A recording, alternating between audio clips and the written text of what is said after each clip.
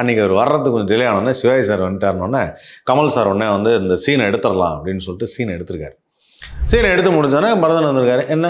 என்ன பண்ணுறேன்? இல்லை ஷூட்டிங்க சிவாஜி சார் வந்துட்டார், அதான் ஷூட் பண்ணேன். சிவாஜி சார் வந்துட்டா அப்போ நான் தானே டேரக்டரு அப்படின்னு இருக்காரு. இல்லை நீங்கள் தான் டேரக்டர், அவர் வந்துட்டார் அதனால எடுத்தோம் அப்படின்னோடனே அதெல்லாம் முடியாது, திருப்பி எடுக்கணும் அப்படின்ட்டாரான். திருப்பி எடுத்துருக்குறாங்க அந்த சீனை திருப்பி எடுத்தோன்னே சிவாஜி சார் பார்த்துருக்கா டைரக்டர் கோச்சிட்டாரா அப்படின்னு பயங்கரமாக சொல்லியிருக்காரு.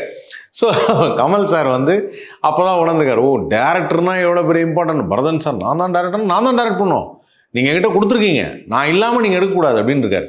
அப்புறம் அந்த ஷூட்லாம் முடிஞ்சது, எல்லாம் பிரமாதமாக பண்ணியிருக்காங்க.